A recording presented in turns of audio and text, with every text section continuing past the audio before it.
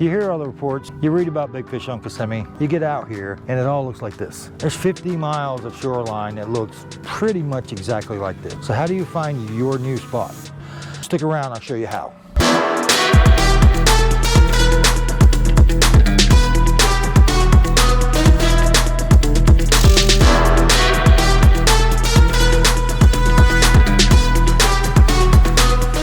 So how do you find your new spot? Well, I'm gonna show you how I find mine. The other day, I was sitting on the porch and I have this app. It's the Navionics app. It's $10 a year. And I just wander around on Kissimmee with it. And I found a spot that I have never fished before that has really good contour lines like this. Now, what do you do with that? Well, what that tells me is that is a much shorter distance for fish to travel from deeper water to shallow water to spawn. I'm on a south-facing bank. We've had those 4 days of nasty cold weather. This water should be a lot warmer. It's 61 degrees right now. I've got 2 hours to be on the water and I've got to be headed back to Port Hatch. This is how you find spots. Find a few that look good from your chart, come out here on a lake and spend 2 hours picking them apart. I'm gonna pick this one apart for 2 hours, so stick around, I'll show you how. So how do you break down a spot? Well, I started on the outside here. I've got a search bait. It's a chatterbait, just to see if there's any fish out here on the outside edges that are active. I've seen a little bait on the graph out here, and we're just gonna spend a few minutes working this outside line with some kind of search bait and just see if there's anything out here. And then we're gonna slowly work our way to exactly that spot that I showed you on the Navionics chart. Now I've moved inside a little further. I'm in 5 feet of water, and I put the chatterbait down and I picked up the vibe worm. It's still a search bait, but it's got a little less thump to it. It's more of a finesse search bait, I guess, if there is such a thing, but that's what I call it. And we're working our way in, zigzagging in this flat, looking for fish. I haven't seen any activity yet, but we're just getting started. We're 4 minutes in. Now, looking at this chart a little closer, I am working down a 6-foot contour line, and there's a 7 and an 8-foot contour line right there. So if I don't find fish soon in the 6 to 5, I'm going to zigzag back out here to the 7 and 8 and see if they're holding out here ready to spawn.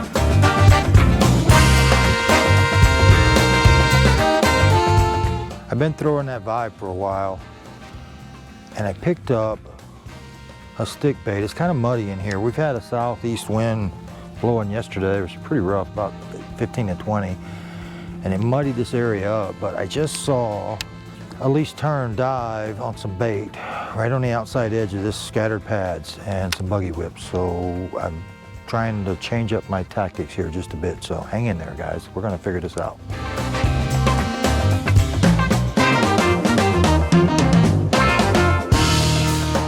Well, we had no takers on a Stickler Pro green pumpkin chartreuse tail, so I tossed out the Shad Jerk Pro, the fluke style bait, and I found some flat pads here that look pretty enticing, and there are still birds diving on bait. Probably got that one on camera. I also just heard the first fish turn of the morning, but he turned behind me, so we're gonna do a big loop here and circle back around.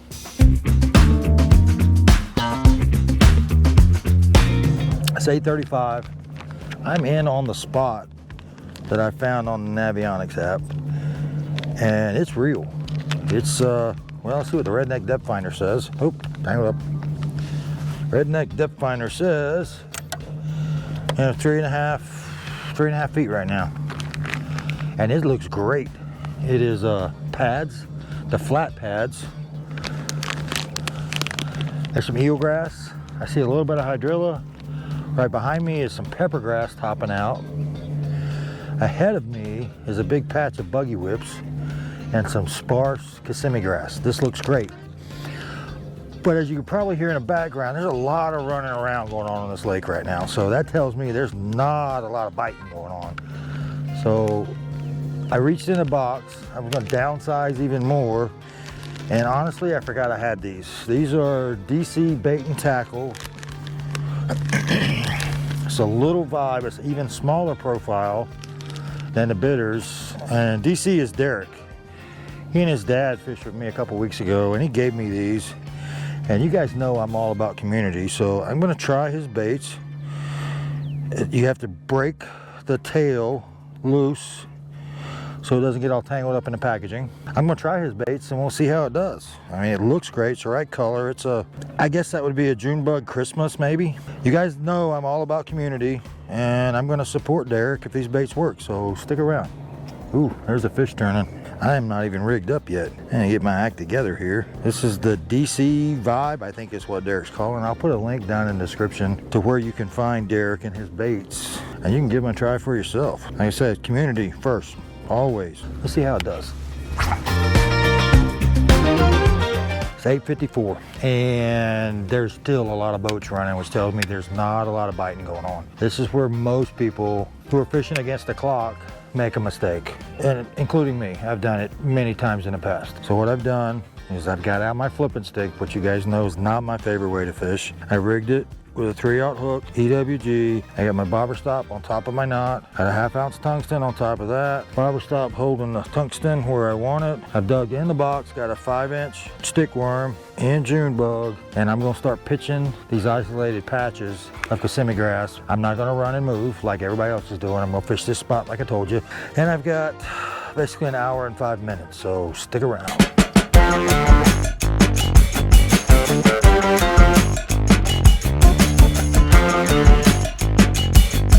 It's 9:12. I've come back on the outside of the Kissimmee grass line here. I've got a nice wind blowing, and I picked up a jerkbait. This one is a pretty big jerkbait. It's a 6 cents 106 suspending jerkbait. And what I'm doing is I'm running into the wind down this outside line and fishing this jerkbait back to me, which gives it that extra pause. Even though I'm running out of time, I'm not fishing it too fast. You gotta let it sit.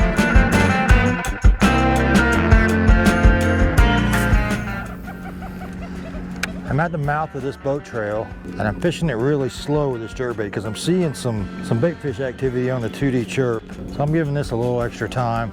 They may be stacked up in here. The wind's blowing right down this boat trail. I'm on the outside still. I'm gonna work a little further southeast. There's a point of grass sticking out that the wind is blowing kind of around, and see if it's putting a little current there and see how that goes. All right, putting the jerkbait down. Going back to the DC Vibe. Oh. Yep.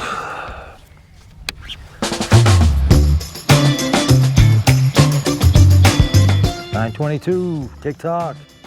Come on, fishies, let's play.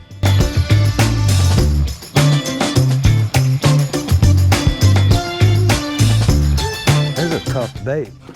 I know we haven't got a bite on it yet, but I gotta tell you, Derek, you're making some tough plastic, man. I love the profile. It's small, which is perfect for this cold water, but I can't find the fish today. It's not a fair appraisal of your bait, but I can tell you this, I've thrown it 100 times now through pads and grass. It's tougher than bitters, that's for sure. I'll put the link down in the description, so if you want to try Derek's baits out, give them a whirl. I'm gonna try them. The community's first, and so far I'm impressed with this bait. Again, I haven't got a bite, but I haven't got a bite on anything yet. The water temps are still 61, 62 is the highest I found. That was way shallow, which, you know, I don't think they're there yet. And I've spent the last 45 minutes out here in 4 to 6 feet, which is where I think they should be right now. But with this cold water, they're just not active. And again, I see a lot of boats running around still, so I don't think anybody's getting bit this morning. Somebody found them, but I didn't. You know, we've got 29 minutes left, so, you know, stick around. Maybe I can put something together on this 2-hour challenge on a brand new spot. Oh! Ooh, ooh, ooh, ooh, ooh. Missed him. Followed it right to the boat. Come on, hit the brakes. That's about a 2-pounder, not a giant. Oh, I missed that one. I was bringing this DC Customs Vibe back, and I got close to the boat and I just reeled it up quick and he followed it to the surface. So I'm gonna slow down. I'm obviously in an area that has at least one fish, but there's gotta be more. I'm in exactly 5 feet of water. You guys can see it is scattered grass and pads. I'm still in, oh, this is 61.6. So I found a spot with just a little bit warmer water. That might help. Stick around, maybe we'll get this figured out. I got 26 minutes left.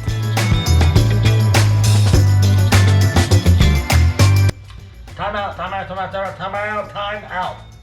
We interrupt this video to give the rod away finally. So, in the 10 rod video that Nathan and I did around Christmas, I announced that you could win a free FDX custom rod if you followed 4 steps. Well, there was 23 people who followed 4 steps, and we're about to draw the winner. You ready? Yep, let's get it. Alrighty. And the winner is, you got one, only one. One only. Let's see what we got. Let's see. Ha! Dana won the rod. There you go. I'll send you an email and we'll start with the build. But now back to the video you were watching. Here's what I'm gonna do, guys. My 2 hours is up, so my challenge is over. I'm gonna take a picture right now of this spot with the GPS coordinates on it and my trails and a waypoint of where I got bit. Now some wading birds have shown up finally, so that tells me there's bait here. It's just not active. I had the one follow to the boat. I know there's fish here, but we're still in 62-degree water, which is just not ideal. But this spot will hold fish. I'm certain of it. If I was here in a tournament, I'd stay a few more hours and just slowly pick this place apart. There's some big fish here. But what I'm gonna do, if you're a subscriber, send me an email. I'm going to send you this picture I just took, and you've got your next spot to try. So if you want to find out more about how to find these spots, check out this video next.